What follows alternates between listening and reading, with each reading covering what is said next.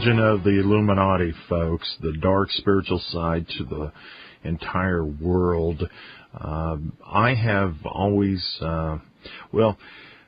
believe that they're of a lower dimension than us, and they are trying to express themselves into this dimension. I don't know if you see it that way, Jeff. I believe they're trying to come into this dimension. Whether they can or not is up to us. But I tell you what I would like to hear from you is you were talking about going towards this darkness in your meditation. And could you share with us a couple of insights of what you come across? How dark is it in there? And how did it change your view of the world and yourself when you came out? It changed it a lot. Basically, what happens is everything horrific, and just trust me. I wish I could empirically prove this to people, but this, from my experience, this is what I can report. And again, this is way back over a dozen years ago now, I'm happy to say. Everything that you can think of as horrific and fearful, I mean the big stuff, we're talking ritual murder and things like that, becomes not only beautiful, but feverishly beautiful in such a way that it can evoke just an incredible elation within a person. It's so bizarre that this happens.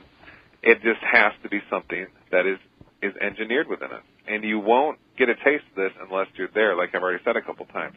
And it's engineered in us not only because it's bizarre, we can tell that, but also, like I said, you can prove it as I do in my recent film.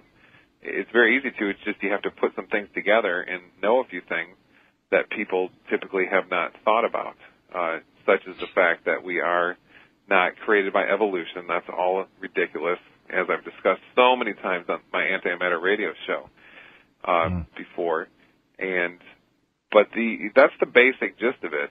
The most horrific things become beautiful. And I've often heard people say, "Yeah, I really love zombie films and so forth."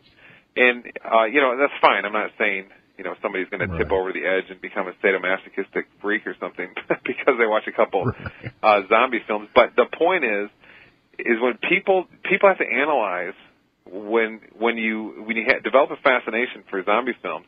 I will assert that is the very tip of the iceberg of this greater world within you that's ready to be unleashed as soon as you delve into it and feed it more and more and more. Because there's no sensible reason, no physiological reason or logical reason why someone would develop a fascination in zombie films, as so many people have, because they're boring and repetitious. All they are is just basically a ritual theater, sort of a Marquis de Sade of cannibalism or something. Marquis de Sade, he's an author, French author from hundreds of years ago, who was a master of dark ecstasy, and his writings exhibit it.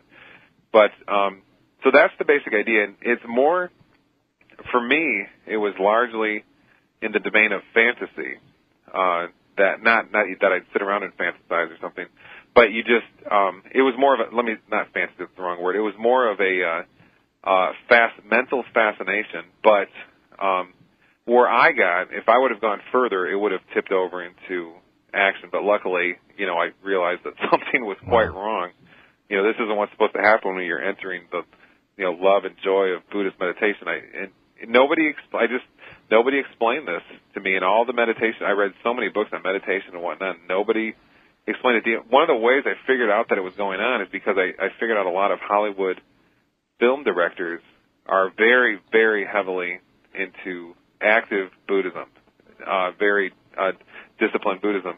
And Hollywood is an absolute cauldron of dark ecstasy, as I'm going to be discussing on my antimatter radio show on Wednesday. Yeah. I was thinking about even doing it tomorrow, a 2-part series, because there's so much to do, so tomorrow and Wednesday. But I'm just going to go through film by film. And a lot of people know, probably can think of films, such as we've already talked about with Texas Chainsaw Massacre, The Next Generation. But that was one way I figured out that there's, what was wrong with me. And as soon as I just immediately stopped meditation, because I was just so intensely into it. All this bizarreness within me stopped immediately. And then it took me years. I was afraid to do meditation for years and years until I figured out, pieced this all together, and realized that all I needed to do was just will myself, feel myself going to the side of a light, and then I delved back into meditation as I am now. And it's just, like I've said, you can't imagine the extremes of this, because when you go into meditation on the side of the light, it is really powerful. I mean, you have absolute love for all people. It just becomes an obsession, just unbelievable compassion. It's so extreme that you just realize this apathetic indifference that we humans have in America is not normal. No, it's not normal. And when we do get that, we radiate it for hours and days afterwards. I mean, I do meditate on my own, and I have for years.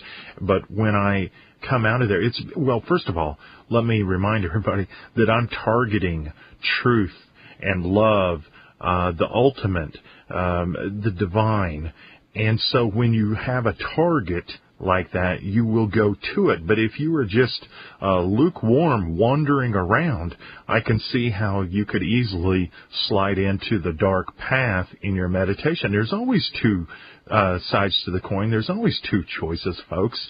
And that's what we're talking about here.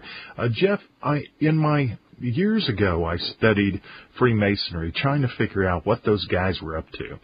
And one thing that I have come to believe is that they're kind of silly little club-like rituals and ceremonies actually are darker than what they look like, and that they are slowly opening up the individual to this sort of darkness.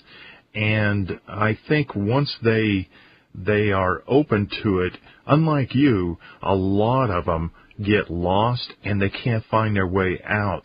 And when we come back after the break, I really want to talk about if any of our listeners are out there and they can identify with your experiences on the dark side when meditating, that there is a way out of it, but one is you just got to choose. You've got to go for the light, for the truth, and for the endless love of the divine, because that is as real as the dark, and it's got a silver lining on the end point, folks, because this darkness, it's going to gobble your soul up, and I don't know that you'll ever escape it. But I really do want to get your thoughts when we come back, Jeff, on the Freemasons, because it seems like the lower level of these secret societies, and they're playing around with this dark spiritual energy, and I think a lot of them haven't a clue of what they're actually doing and what it's doing to them. Let's take a break. We'll be back in 3 minutes.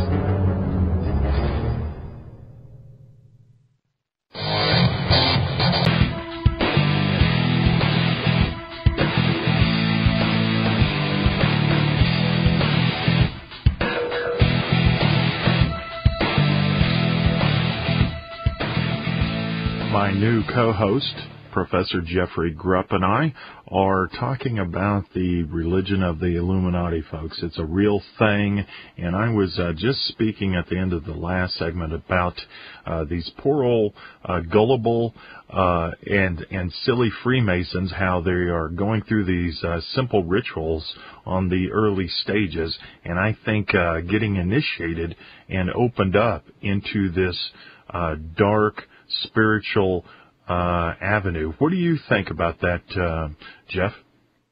Well, when you look at the level of secrecy within, I mean, people often will talk about, there's been, Rumsfeld accidentally said the plane in Pennsylvania on 9/11 was shot down 4 times. He actually slipped and said that. So we've got, either inadvertently or deliberately, we've got whistleblowers and then people slipping up like Rumsfeld.